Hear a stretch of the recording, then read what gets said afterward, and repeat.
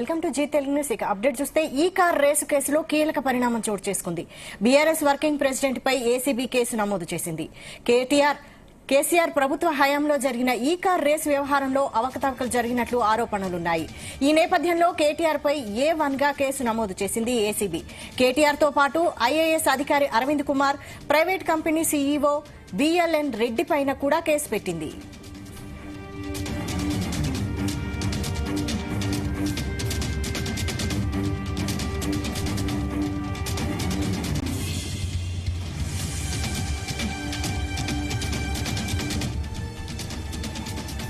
ఇదే అంశంపై మరిన్ని updates crime bureau chief Raviteja అందిస్తారు. రవితేజ,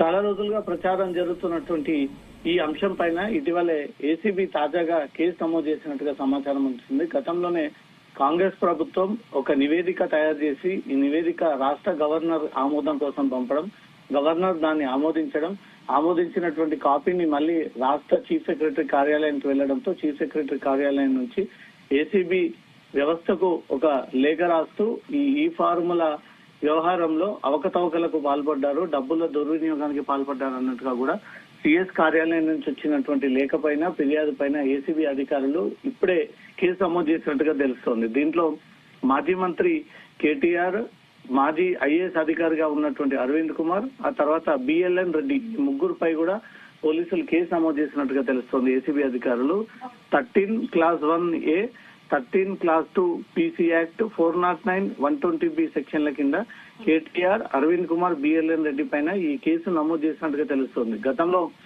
మంత్రిగా ఉన్నప్పుడు కేటీఆర్ ఈ ట్యాంక్ బండ్ సెక్రటరియట్ సమీపంలో ఈ ఫార్ములా పేరుతో ఈ రేస్ ని కండక్ట్ చేయడము, దేశ విదేశాల్లో ఉన్నటువంటి కంపెనీలను ముఖ్య అతిథులుగా, స్పాన్సర్షిప్ గా దాంట్లో ఇన్వాల్వ్ చేయడము, దానికి ప్రాతినిధ్యం అరవింద్ కుమార్ దీని వెనక నుంచి ప్రోత్సహించడము, తర్వాత ఈ HMDA చీఫ్ ఇంజనీర్ గా ఉన్నటువంటి BLN రెడ్డి ఇతను కూడా దీంట్లో దుర్వినియోగానికి పాల్పడ్డాడు, అక్రమాలకు పాల్పడ్డారంటూ కూడా గతంలో నుంచి రాష్ట్ర ప్రభుత్వం దీనిపైన కసరత్తు చేసి ఈ ఫార్ములా జరిగినటువంటి డాక్యుమెంటేషన్ అంతా కూడా తెప్పించుకొని అప్పుడు ఈ ఫార్ములా 2023లో దీన్ని ఏర్పాటు చేసినప్పుడు ఎన్ని నిధులు దీనికి ఉపయోగించారు, దీని ద్వారా స్పాన్సర్షిప్ డబ్బులు ఎంత వచ్చాయి, ఇది ప్రభుత్వానికి ఎన్ని లెక్కలు చూపించారంటూ కూడా పూర్తిగా నివేదికను అంతా కూడా తయారు చేసి తిరిగి రాష్ట్ర ప్రభుత్వం ఆమోదం కోసం ఇది గవర్నర్ కార్యాలయానికి పంపించడము, గవర్నర్ కార్యాలయం దీనిపైన కేసు నమోదు చేయొచ్చు, అక్రమాలు జరిగాయన్నట్టుగా కూడా అక్కడ ఆమోదం జరగడము, chief secretary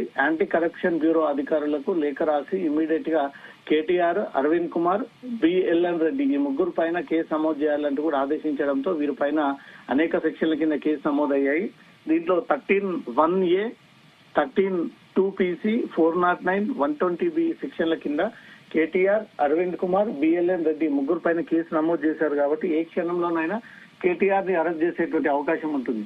anti corruption bureau అధికారులే కేసు నమోదు చేసి ఈ కేసుని దర్యాప్తు చేయబడతా ఉన్నారంటే పెద్ద మొత్తంలో ఈ అవకతవకలు, సొంతానికి డబ్బుల దుర్వినియోగము, ఇది రాష్ట్ర ప్రభుత్వానికి రావాల్సినటువంటి డబ్బులు సొంత ఖాతాలోకి మళ్లించుకోవడము, దానికి ఒక ఐఏఎస్ అధికారి సహకరించడము, HMDA చీఫ్ ఇంజనీర్ గా పనిచేసినటువంటి BLN రెడ్డి సైతం దీన్ని దుర్వినియోగానికి పాల్పడ్డాడనేది కూడా ప్రభుత్వం గుర్తించి వారు దర్యాప్తు జరిపినటువంటి నివేదిక ఏసీబీకి పంపడము, ఏసీబీ దీన్ని అన్ని పరిశీలించిన తర్వాత ఏ కోణంలో ఈ కేసును రిజిస్టర్ చేసి ముందుకు తీసుకెళ్లాలి, ఒకవేళ కోర్టులో దీన్ని ప్రూవ్ చేయాలంటే ఏ రకమైనటువంటి ఆధారాలు కావు అనే దానిపై కూడా లీగల్ సలహాలు తీసుకొని ఏసీబీ అధికారులు కేటీఆర్ పైన, అరవింద్ కుమార్ పైన, BLN రెడ్డి ఈ ముగ్గురు పైన ఒకే సెక్షన్స్ కింద ఈ కేసు నమోదు చేసినట్టుగా తెలుస్తుంది. వైశాలి,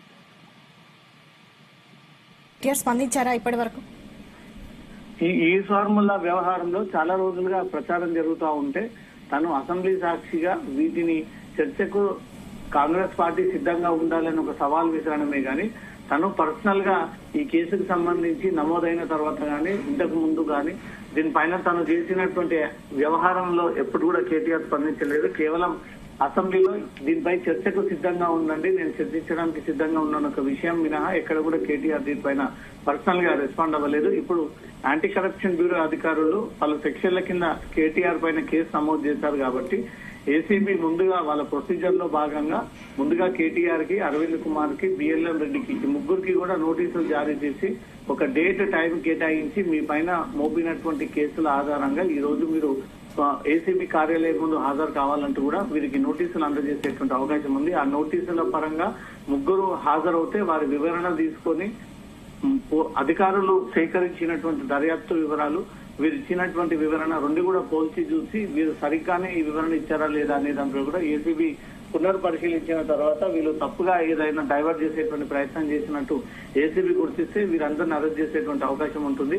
లేదా డైరెక్ట్ గా వీళ్ళు తప్పు చేశారనేది ఇప్పటికీ రాష్ట్ర ప్రభుత్వం భావిస్తా ఉంది కాబట్టి అరెస్ట్ చేయొచ్చు అంటూ మాత్రం ఏసీబీకి ఆదేశాలుంటే డైరెక్ట్ గా ఏసీబీ వెళ్లి కేటీఆర్ ను, అరవింద్ కుమార్ ను, బిఎల్ఎం రెడ్డిని ముగ్గురిని కూడా తొందరలో అదుపులోకి తీసుకొని వీరిని అరెస్ట్ చేసి రిమాండ్ ప్రొడ్యూస్ చేసేటువంటి అవకాశం ఉంటుంది. Vaishali. Right, thank you Raviteja.